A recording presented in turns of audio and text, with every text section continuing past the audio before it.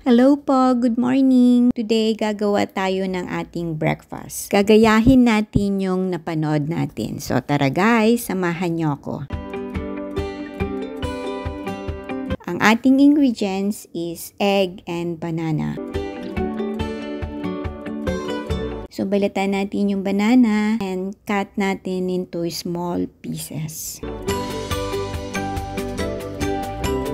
So, ganito po ang ating pag-slice sa banana. Ako nga po pala si Auntie Mankat. Welcome sa aking kusina. Para updated kayo sa aking mga videos, please do subscribe or follow po. Huwag kalimutang pindutin ang notification button for more updated videos. Thank you! Crack natin yung egg and then i-whisk natin siya. Hindi na po ako naglagay ng kung ano-ano dyan, pero pwede po kayong magdagdag ng asin at saka white pepper. And then i-whisk natin.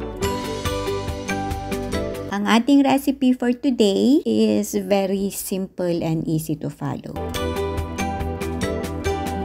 Prepare natin yung pan. Put a little bit of oil. Konti lang po. And then, i-line up natin yung in-slice nating banana sa ating kawali. So, ganyan po ang ating ginawa. Naka-line up na po siya. And then, pour natin yung na-beat na egg. Hanggang sa matakpan lahat yung banana.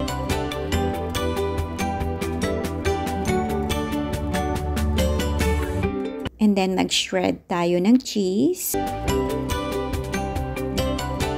And then, put at the top.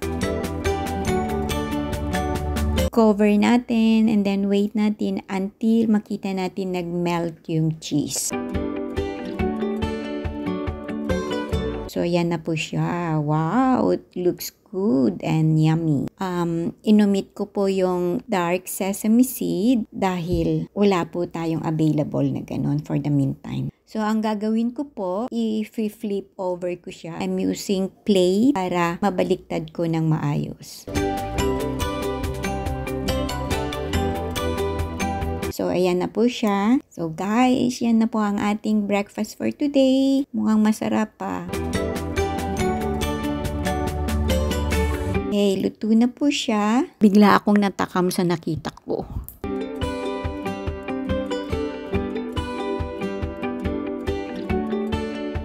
Okay guys, samahan niyo ako. Tikman natin ang ating breakfast. Eto guys, they call it banana cheese pizza. Yan, mag-slice na tayo ng 1 piece para matikman ang ating bagong recipe.